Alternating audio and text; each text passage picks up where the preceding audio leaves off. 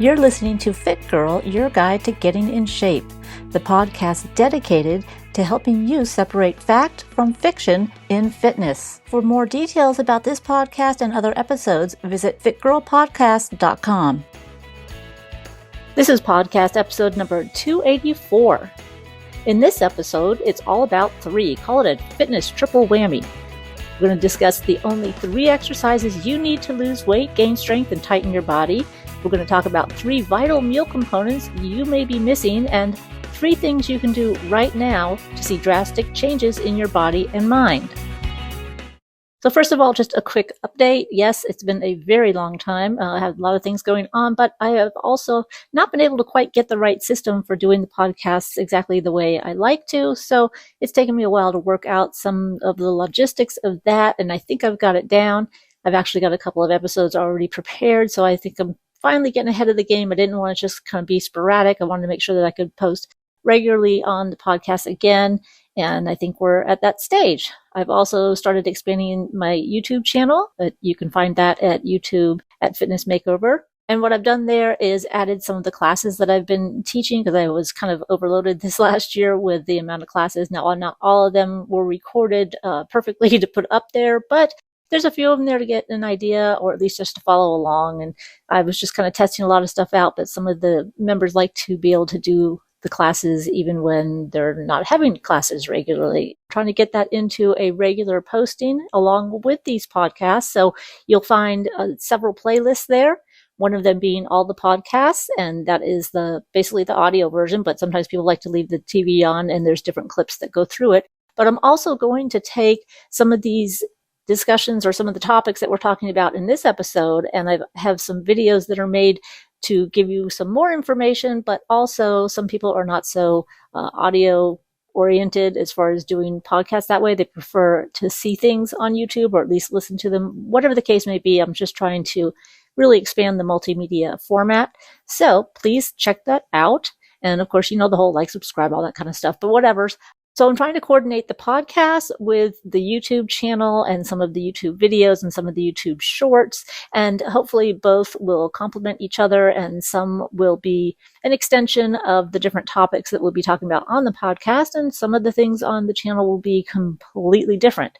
So for example, I've added some relaxation and sleeping and meditation music videos, and these are things that you can kind of put on in the background. Sometimes people use it on their TV as like a screensaver kind of thing with the nice background. It's got the night sky and lake and all sorts of nice pretty things to look at, but it's also got the underlying frequencies for frequency healing. And I didn't really know much about that until, honestly, my dog had a really bad issue. And I started using some of that with her over a weekend, and she actually really improved. Ultimately, we didn't really know what was wrong.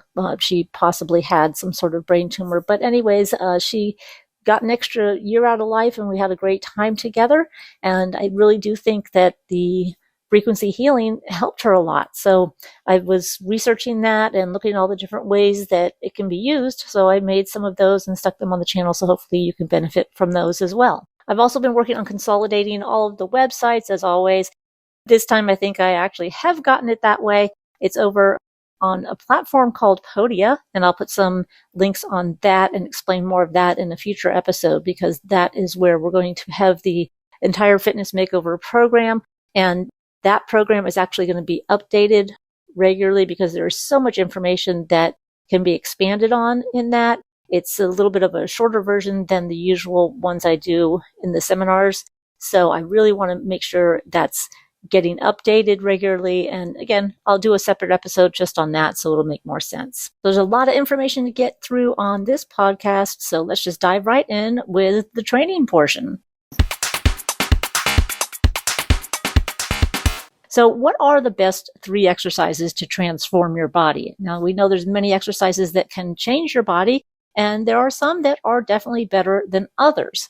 So if you want to lose weight, get strong, increase your flexibility, sculpt or shape your body, then there's really 3 exercises that are key to conditioning your body, to boosting your metabolism, and to even improving your posture. Now, it may sound incredible because there are so many great exercises to choose from, but if you had to pick only 3 to do, these would be the ones. Let me tell you, if you have injuries or issues, you can do all of these. There are different modifications for them that will make them just as effective. So if you can walk up a step, if you can pick up a box, and if you can sit in a chair, then you can do these exercises. Remember, it's always good to check with your physician before you start any new exercise program. Even if you have injuries or issues with your knee or your back or your shoulder or any other body parts, you can still reach your goals by doing the most effective exercises, doing them properly, and doing them consistently. And as you improve with consistency, you'll be able to do each exercise more efficiently and therefore more effectively, which means better results that are easier to maintain. And that's kind of the goal of everything we do. Not be a slave to the gym, get in, do your work, get out, and enjoy life. So if you're wondering what makes these exercises so effective that they're the only 3 you really need, well, here's what the difference is. These 3 exercises challenge your body to move above and beyond what it would do on a normal daily basis. They also work the large body parts, along with a multitude of smaller ones. But when you're working the large body parts, you're going to impact your metabolism more, you're going to burn more calories, and of course that added benefit of working those smaller muscles that you won't have to hit directly. And they basically are working your entire body at once and also doing it very effectively. You could probably say these 3 exercises give you the most bang for your buck when it comes to the gym. In a video that I'm going to post on YouTube after I finish this podcast, I'm going to review with you these exercises and give you some demonstrations and some tips so that you can use them to change your body faster than you thought possible. Now, of course, the most important thing when doing any exercise is using proper form and slowing it down. Most of the time in the gym, I see everybody training too fast with sloppy ranges of motion, sloppy form, things that I don't even know what they're doing. So don't be that person. And as you begin to use these exercises and start to learn them and do them correctly, don't worry about the weight you're using. Just focus on feeling each particular muscle and feeling that muscle correctly and executing the movement, not just going through the range of motion haphazardly. You want to focus on the muscle you're intending to use. And as you work through that proper range of motion, you're going to feel more in that target muscle, but you're also going to feel some of the other muscles that support it and work with it. And this is how we get that mind-muscle connection that's so important. And that mind-muscle connection is actually what gets you better results faster, because when you can tap into that connection in your body and your brain, then you're going to be able to use those muscles at their utmost efficiency, which really means that you're going to target what you're trying to target and you're not going to be wasting your time. Now, if you don't focus on this mind-muscle connection, you're really probably not going to make much progress. Definitely are not going to see huge changes in your body either. So stop and think, have you been going to the gym and just kind of going through the motions? And sometimes that's not a bad thing because you do have to keep yourself going. And some days you're more focused than others. But if it's always like that, then that might be why you're not seeing results. If you are going to the gym and really focusing on the muscle that you're supposed to be feeling, and if you know what muscle is supposed to be working in that particular exercise, then you have that concentration, that focus, and you're going to get much deeper, more effective workouts. All you need to do is a few simple things, and most of them have to do with your mind more than your body. The first exercise is, drumroll please, squats. Yes, you basically squat every day. Whether you sit down in a chair or on the couch or on the toilet or get in the car, you're constantly sitting down, standing up, and that is a squat motion. So don't be afraid of squats. They are good and you do them all the time. We just need to fine tune it. So the first thing you want to focus on, whether you're doing it as an exercise or just in your daily activities, is to stand and push through your heels. It doesn't mean lift your toes up. It just means put more pressure through your heels as you do this. So as you're pushing through those heels, you're going to target the hamstring and the glutes. That's the back of the leg and, of course, your butt. And those are large muscles. And when you use a large muscle, it's going to make it easier to do a movement. That's why when you're picking up a box, they say bend with the legs, pick up from the legs, because your legs are stronger and they're going to be able to handle it and give you better leverage and save your back. So when you're doing squats, Yes, there's going to be a different range of motion depending on what your fitness history is, and you will have to start at one point and slowly increase the range of motion. And again, depending on what your issues may be, there might be other modifications that have to be done in the beginning. But all in all, doing a squat is a safe and important exercise for everyone. Now, the great thing about squats is, of course, you're using your whole body and you're going to burn a lot of calories, and that's going to boost your metabolism. And they're going to help you get stronger faster. And more than that, they're also going to work so many other body parts at the same time. And so that's why you may have heard squats are called the king of all exercises. Not only do they work your legs, they work your hamstrings, your quads, your glutes, but they also work your back, your shoulders, your traps, your abdominals, your lower back, your hip flexors, your calves, well, basically your entire body. In the next podcast, we're going to go deeper into the proper form and how to judge whether you need to add weight. And if you do, how to do that and the different types of resistance you can add. But for right now, we're going to just focus on a little bit of a tip for each exercise that I'm going to talk about. So of course, like I said, your squats, when you stand up from a chair, push through the heels. Realize that, yeah, you're going to feel those upper quadriceps, that's the top of the thigh or the front of the thigh, whichever way you want to put it. You're going to feel that entire leg working, but you definitely want to make sure that you've got that glute connection. And that's where that mind-muscle connection comes into play. It's very easy for us to feel the quadriceps. We use too much of them all the time, but they're not as large a muscle as the glutes. So if we can practice lifting our body upward by using the glutes, pushing through the heels, engaging those large muscles in your butt, then not only is that going to help impact their shape, but that's also going to help you with your strength, your balance, and everything else that you want to get out of your weight training program or your exercise program in general. Now, something that's very similar to a squat, and some people substitute if they have issues with certain things that limit their squats, would be a deadlift. And it's very similar and works a lot of the same body parts. So it would be just as efficient to do that to boost your metabolism, get strength, and sculpt your entire body. Now, deadlift, the form is a bit different, and there are several types of deadlifts, just like there are several different types of squats, and we'll go into that in the next episode. But the main thing would be the same as far as pushing through the heels and trying to engage more of the back of the leg. Again, the front of the leg is easy to feel. We have a better connection with that.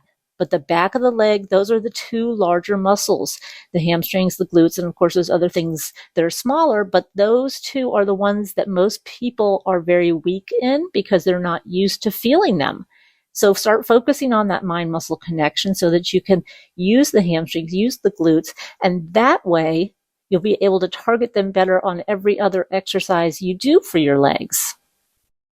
So whether you do squats or deadlifts, just make sure you keep pressing those heels into the ground, trying to engage the hamstrings, the glutes, and controlling your body also by using the quadriceps, the front of the legs. So again, using the entire leg. Now, if you're already used to doing that, then hey, focus on the abdominals and the low back, because that's another section that is going to be something to target when you're actually doing the movement. Now, as you consistently work on your range of motion on either exercise, you're going to be able to go lower and lower into that squat position, which not only allows your glutes and hamstrings to power your body up and to work those large muscles and burn more calories and boost the metabolism, do all the great things that it does, it's also going to be taking the stress off your knees. So a lot of times people do squats and they only come a little bit down or even just halfway down, and that's actually putting some sheer force onto the knees. And we don't want that. We want to have a full range of motion as much as we can so that we can benefit the whole body and keep our joints healthy. So if you're doing a squat, or even if you're standing up from a chair, and you lift your heels, then you're going to be putting all of that sheer force right into the knees, and you don't want to do that. So that's why when we teach a squat, we talk about hinging at the hips. So you stick your butt out, and that way your weight will shift to the back of your body. And that's going to not only make it easier, but it's also going to save your knees. So squatting properly and with a full range of motion actually helps to strengthen the knees and the surrounding muscles. There are still so many myths that are out there from, I think the 60s and the 70s that are just not true. And I've got some certain reports and studies to support that, but I'm going to save that for another episode because you know how I can get. Anyways, the next exercise we're going to talk about is also referred as the king of all exercises, but it's probably coming in second to squats because it also works almost every single inch of your body, but it's more upper body related, and that is the pull-up. Now, I know you may be thinking, no, I can't do a pull-up. I can't do one. It's too hard for me. But don't worry. There's modifications you can do. However, they're not going to replace the actual attempt of a pull-up. So again, in the next video, I'm going to show you our podcast and video. I'm going to show you how you can do that. If you cannot do a pull-up, what you can do though to get that maximum benefit that you would get from a real pull-up. So doing a pull-up assisted machine, doing a front pull down is not the same at all. If it was, we wouldn't be talking about this. So realize that even if you think you can't, you can do a little bit of something, and you can also progress to a way that can challenge your body more than if you were using those assisted machines or front pull down. They certainly have their place, but pull-ups are going to be right at the top. And it's basically, you can equate one pull-up to doing like 3 sets or 4 sets of a pull-down exercise or another assisted exercise for the back. I mean, that's how much stress it puts on the entire body. And if you ever try one and you'll see how hard it is, then you realize that's not the same as doing a pull-down. If it was, you would be going up and down with the pull-ups too, right? Now, one thing that I differ with other trainers on is the counting of half reps. Now, most exercises, no, I wouldn't count a half rep, but when it comes to pull-ups, I think a half rep, we need to count. We need to count a quarter rep as well. And it'll make more sense when you start understanding how to do these and how we're trying to stress the body, not necessarily get from point A to point B. That's certainly part of the goal. But with a pull-up, sometimes just getting a little bit up. So sometimes a quarter up or even an eighth, if 1/8, it's hard to say, if you're just beginning, makes a huge difference. And certainly a half rep when it comes to a pull-up has to count. Obviously, it's not going to count as a full rep because it's not a full rep. It's a half rep. So yes, when I'm doing pull-ups, I will count things as halves. So I might have 5, 5.5, or whatever the case may be, because they do add up, and doing a half is going to stress your body quite a bit. So remember, even if you get a half rep or a quarter rep, that's still going to strengthen your body and work all those muscles such as your back and all the different parts of your back, your shoulders, your abs, your biceps, and pretty much a lot more, your lower back. There's so many things going on there. I'm going to cover in the next podcast more ways to progress in the pull-ups and show you some examples with the videos too, because that makes it a little bit easier to understand. But for now, just either attempt to do one or just hang on a bar, and that's going to help your strength. And you'd be surprised if you can't do a pull-up, and a lot of people can't, so that's okay. Don't worry about that. Just hanging from the bar is going to help. Your body's going to help decompress your spine. You can focus as you're hanging there on pulling your shoulder blades back, because it's not about getting from point A to B. It's about engaging the muscles of the back. So even if you hang there, just try to pull those shoulder blades back and down. And to be honest with you, I've even had people that couldn't even hold on to the bar and hang. They just couldn't even do it. So that might not even be your starting point.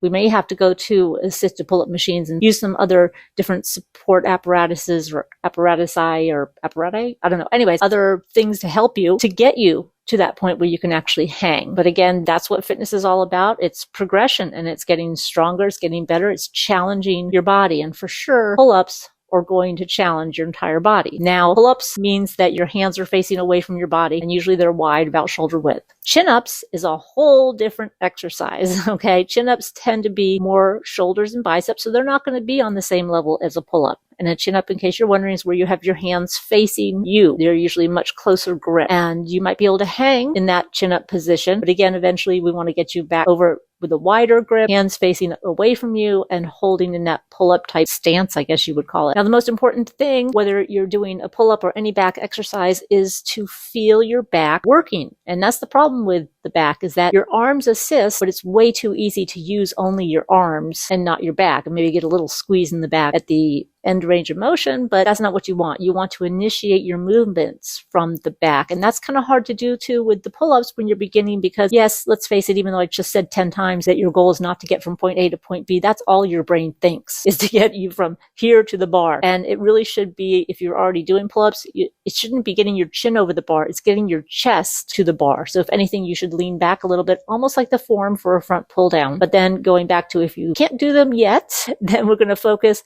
on using your back in every other exercise. And then that way, when you go to attempt your pull-up and you start to get stronger, you're going to realize that it's your back you're focusing on. It's those shoulders pulling away and using them to pull your body up. And this is one of the things I did in, I think it was a video short on YouTube, on how to use your back correctly, because your hands should not be pulling. And that's the same case for whether you're doing a pull-up or whether you're doing a row or any type of exercise that you think is training your back. Most people are not going to initiate the movement with the back. So don't hold on to anything and just start focusing on pulling the shoulder blades together, and see how that starts to pull your arms backwards, and realize that keeping your shoulder blades tight once you get those arms all the way back, and then when your arms are coming forward for the other portion of the range of motion, you're still keeping the back tight. You don't completely release the back, and that's how you learn to feel those muscles. So keep your focus on doing your back movements by pulling, initiating with the shoulder blades, and even practice it when you're in your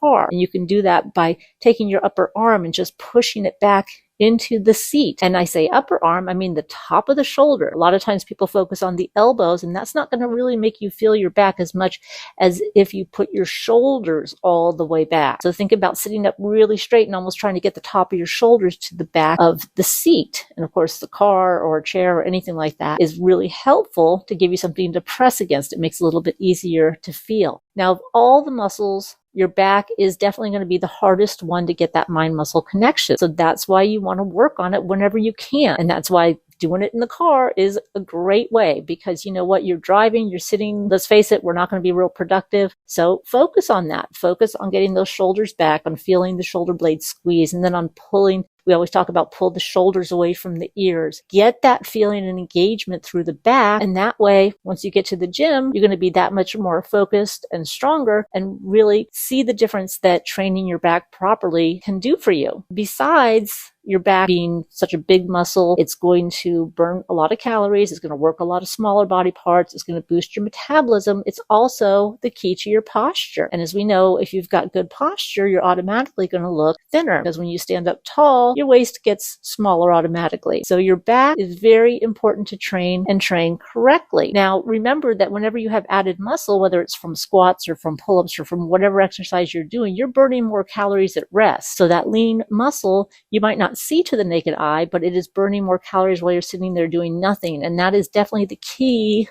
to maintenance. So your goal should be really to be able to work out and gain some muscle so that you boost your metabolism all day long. That way, it comes down to just working out to maintain that muscle. You don't have to go above and beyond in hours and hours of exercise. It really shouldn't be more than an hour of whatever you're doing as far as your weight training goes. And if you're doing your weight training correctly, you don't need to do cardio either, and you'll stay lean. Yes, I may have discussed that before, probably going to have to discuss it again. But when you are focusing on these large body parts, that's the difference it makes in your life. Now, when you are using your back, think about it when you're picking something up. So whether you're picking up a box or picking up a young kid, just try to engage those muscles and be more thoughtful when you use your arms.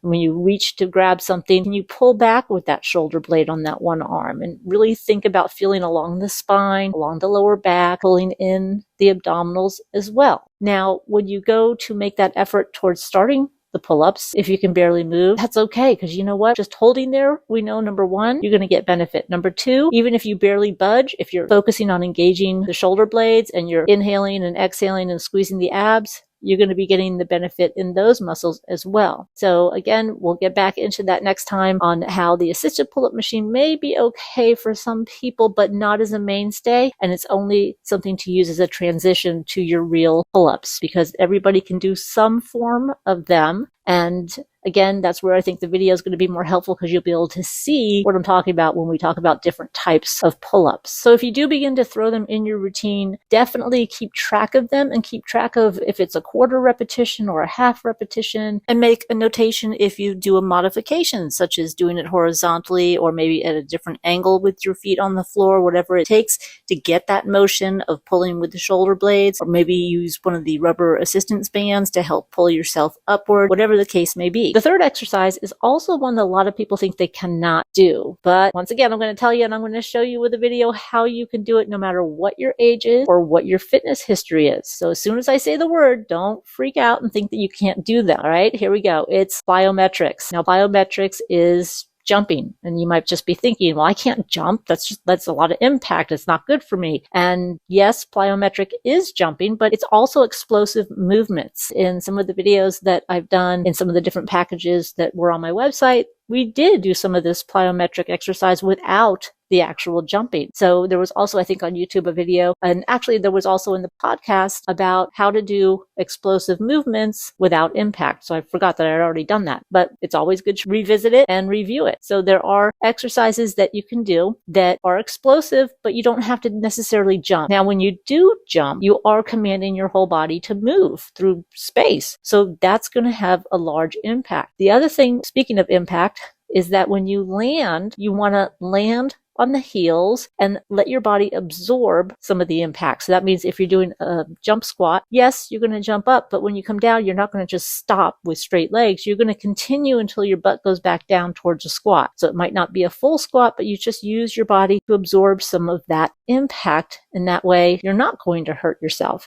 And sometimes even when you can do plyometrics, you sometimes have those days with lower energy, and that's okay. And it's good to know these different options so that you can do explosive movements and get that metabolism boost without having to lift your whole body off the floor or incur any impact. So let's first talk about some of the regular plyometric exercises that include jumping, and then we'll talk about some that don't. So your familiar plyometric exercises would be things like squat jumps, tuck jumps, pretty much anything that has the name jump in it. High knees or high knee jogging or some type of sprinting or running. I am not advocating running on a regular basis for most people, unless that's something that you enjoy, but that's a different topic. Anyways, the lower impact version of these, you have to think of explosiveness. So things such as the basketball cardio that we've done in some of the different videos I have, and the shuffle and squat. Or even some people will do the skaters. And again, those don't have to be jumping side to side. They can still be moving side to side, but without the jump, just doing it quickly and thinking explosively. And again, that's where that mind-muscle connection is so important, because if you don't have it, you're not going to be able to understand how to make those muscles move in an explosive manner. As we continue through some of these things, it's not just training the muscle, it's not just doing a certain exercise, and it's also not just feeling the right muscle, it's learning how to control your muscle, how to make it do different things. And it's kind of a little bit of a lifelong learning process, because there are so many different things your muscle can do, and there's just a lot for us to learn. Now, since focus and feel and using the right muscles in proper form is so critical to getting the results you want, we're going to be going over that in detail in the next podcast, and I'll also be posting a video on that. And in that video, we'll go over the details on how to do each exercise and the modifications you can do, and some other key principles to help you get the most out of your time. And now we move on to nutrition and the 3 most important meal components that you may or may not know about. Now, in the Fitness Makeover program, we do go over this in detail, and I'm going to put part of that program also on YouTube, because there's a video that is very visual and explains these different components as well. So hopefully you can check that out. So the 3 different components we're going to talk about, and we're going to talk about why you need them, how much of them you need, and how they differ when they have combinations, or we call it the combination effect. So when it comes to your meal components, I'm not really sure why people call them macronutrients. That just kind of bugs me for some reason, because they are just main components, and it's protein, carb, and fat. And yes, you can get into the smaller sections and the micronutrients. So to me, that makes sense to talk about those, but calling them macros just really drives me nuts. I don't know why. Anyhow, so you have your protein, your carbs, and your fats. And you do have to have more protein if you're working out and you want to gain some lean muscle tissue. And if you're trying to lose weight, yes, you want to gain lean muscle tissue. It's not necessarily something that's going to be a huge impact on the scale, but it's going to make a huge impact on your body. And that's why we say don't look at the scale, because when your body's changing like that, the scale is not going to give you a good idea of what's going on. And it's going to mess with your mental health in terms of weight loss. And again, that's a whole nother topic we'll get into. But for now, realize that protein is a building block. It's definitely something you want to include in each meal. The hardest thing to get in meals is good quality protein sources, because there's not as many of them as there are carbs and fats. So of course you're leaning towards chicken, turkey, fish. I know there are a lot of vegans out there that think they're getting enough protein, but they usually are not. You're not going to usually get a whole lot of lean muscle from a vegan diet, unfortunately. So if you are vegan, yes, you're going to have to pay much more attention to your protein counts. If you're eliminating any food groups, such as animal proteins, it's going to be a lot harder, but you could probably get closer to some of your amounts. Some people will use protein powders, and there are whey proteins, there's egg white proteins. I never really understood why the vegans would come in and get the egg white proteins, but they would not touch the whey proteins. They explained it to me, but it still didn't make sense. Maybe somebody can comment on that. And sometimes adding a protein drink is an easy way to get that extra protein during your day, because you might not want to sit and eat and chew chicken, meat, eggs, or even egg whites all the time. It's important to get the right amount of protein in each day. And again, another topic. So know that each meal should have some protein in it. And that means if you're breaking yourself down into 3 or 4 meals and 2 or 3 snacks a day, then yeah, you should have protein at least 3 or 4 times. Now, you also want to have carbs, and you want to monitor them just as much as you do your protein. So protein, you want to make sure you're getting enough. Carbs, you want to make sure that you're not getting too much. And the thing about carbs is that there's so many to choose from, and their calories, yes, they go up very high, but that doesn't mean that they're bad. So don't try to cut all the carbohydrates out, because carbohydrates are also protein sparing. That means they're going to help keep the protein in your system to be used for recovery. So everything has a place, and that's why these 3 components should be the factor in every meal and are important to not exclude any one of them. So from protein, carbs, and then we have fats. And yes, fats you do need in your diet. When I say diet, it's what you eat. It's not some restrictive thing. So let's try to change that whole concept. Fats are important. Your body needs them for a whole lot of different functions, but you're going to find out in a couple seconds why they are also important for other reasons. So if you're looking at your main meals, they should have some protein, some carbs, and some fat. And you may have seen some of those things where they say, okay, well, your protein should be this much, your carb this much, and your fat this much, and that's how much of the plate it should be, and it should be about the size of your fist. Different things like this. But the main thing is, if you are monitoring it, you're going to be able to keep track of what you're having and not having second thirds, or not trying to make your plate too big or things like that. And it all depends on what your goals are, whether your goals are to lose weight or whether your goals are to kind of burn some fat and drop a little bit of fat that's on top of maybe the abdominals or the glutes or whatever, or just gain lean muscle or just be healthy. That's going to dictate your portion size. The main thing is getting 3 times a day protein, carb, and fat, and different ratios of each one. But the main thing is, when you are having all 3 of those, you're basically taking the protein and the fats, and they're slowing the absorption of those carbohydrates. So your blood sugar is not going to go zip up and then drop down. And that's what makes your body hold on to fat. So by combining those 3, you're making not only the optimum combination of the different nutrients you need, but you're also helping your body function properly. And yes, there are times that we need a little bit of fat to help satiate us through maybe a longer period of time, or especially at night, because even though you're asleep, yes, your body is fasting. It's not commanding too much of you, so you don't need as many calories, but your body is still functioning to repair itself. And in case you couldn't tell, I am not a proponent of fasting. I just don't think it's a good idea. If you're sleeping, that's one thing, but you know what? As soon as your body starts moving, you need some food. You don't need a lot of it. You need just enough, but you also need just enough on a regular basis. I mean, you wouldn't drive a car around on empty. So I don't understand why we do the body that way. And you know what's going to happen. You're just going to drop muscle. And that's why people see results initially, and then they gain it all back, because losing muscle, you lower your metabolism.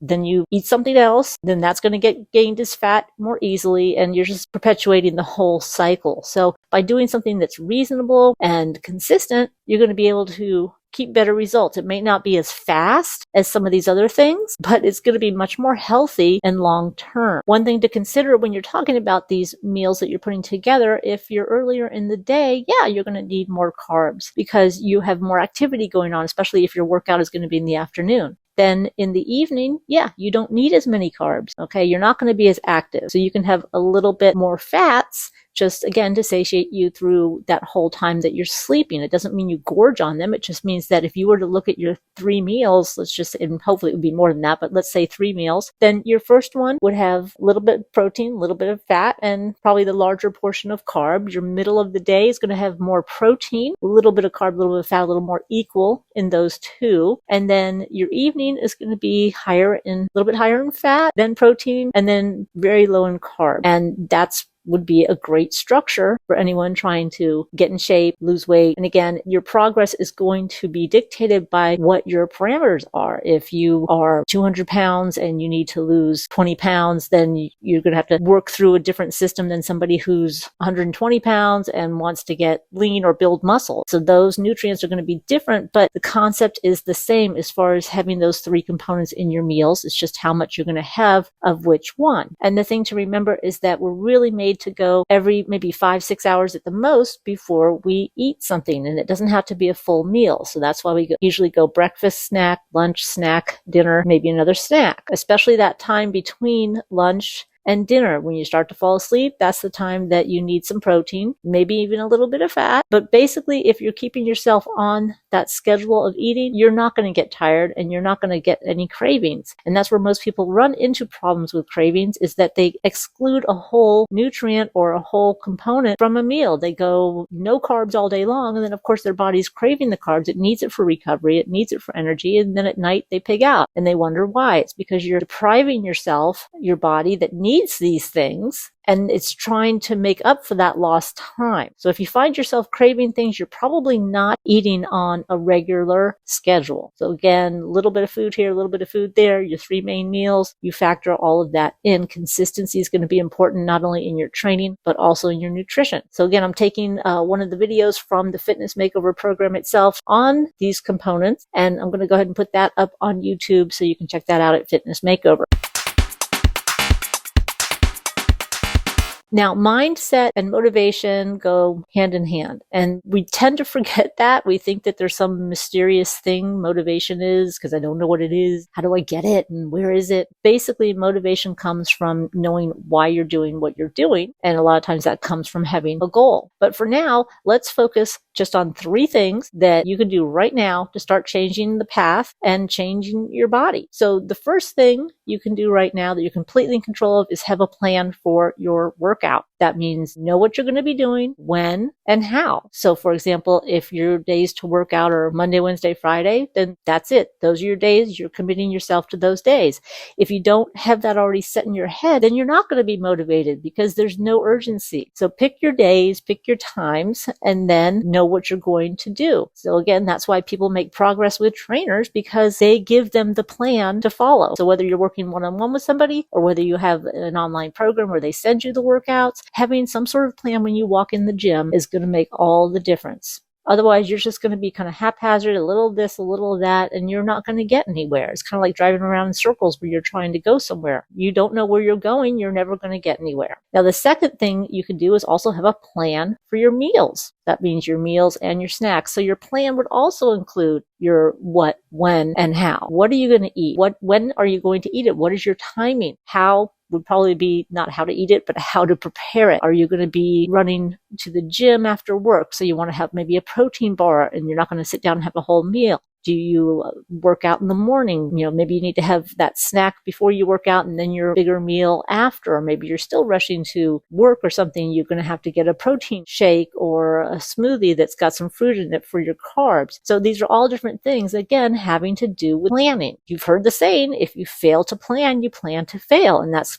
pretty much what happens in most of fitness and weight loss. People don't plan, but when they do follow a plan and stick to, it's going to work. It may not work for the long term, but you're still going to see some changes. So the third thing you can do right now to help with changing your body is to create another plan for healthy habits. And healthy habits means your thoughts and your repetitions in your thoughts, because we've gone over in some of the podcasts how some of these negative thoughts can really do a lot of damage. And that's where the whole strong and powerful concept came from. The whole section here on motivation is how to be strong and powerful. And that's a great mantra to use. So when you're feeling down, you can say, nope, I am strong and powerful. I can do this, because these healthy habits and changing these negative thought patterns into positives are not just all foo-foo affirmation stuff. Your subconscious mind really does believe everything you tell it. That's why you don't want to give it false information. You don't want to say, oh, I'm so fat, I never work out, or I can't do anything right, or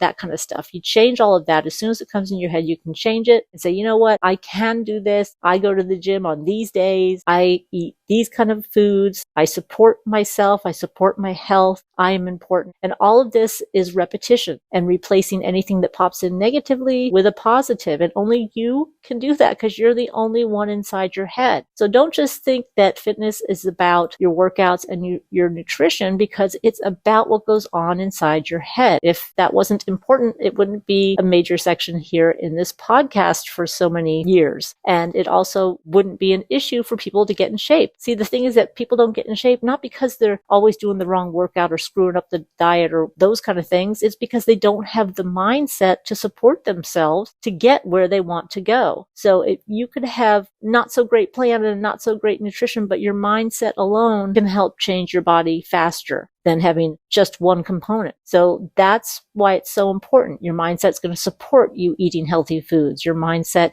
is going to support you getting to the gym when you're supposed to. And mindset is just another word for the things that go on in your mind, the things that you say to yourself. So start noticing it, and maybe even keeping a journal, writing down things that you might say in your head that is negative, maybe some of that negative self-talk or unsupportive self-talk, and then change it. And the key to changing something and having it really sink in is writing it down. And I know we do a lot of typing and texting and stuff with our thumbs, but you know what? Old-fashioned paper and pen is the way to really have it absorb in the mind. And there, yes, have actually been studies on that. So taking some time to write down the supportive, healthy thoughts that are going to get you where you want to go and help motivate you to do things even when you don't want to do them. It's those repetitive thoughts that are going to jump in when you need them most. And remember, those repetitive thoughts can be good and they can be bad. They can be supportive or unsupportive. And most importantly, they can be destructive or constructive. So that's why you have to sit down and start reinforcing the good stuff. So just a quick recap here. When it comes to the only 3 exercises you need to do, you could choose squats or deadlifts, pull-ups, and plyometrics and make a really great program. When it comes to the 3 components you need to have for your meals, that's protein, carbs, and fats, just in maybe different portions for different meals. And then, of course, 3 things you can do right now to get your mind and motivation together is have a plan for your workout, a plan for your meals, a plan for your workout, a plan for your meals, and a plan to create healthy thought habits. Make sure you check out the YouTube channel and some of the shorts that I've done and the different playlists that I've put together for different topics. Hit like on the videos that you want more of and give me some comments so that I can also know what else you're interested in. As always, thanks for listening. I hope you enjoyed this episode, and I look forward to giving you all the insights to help you reach all of your goals and to help you get your best body ever.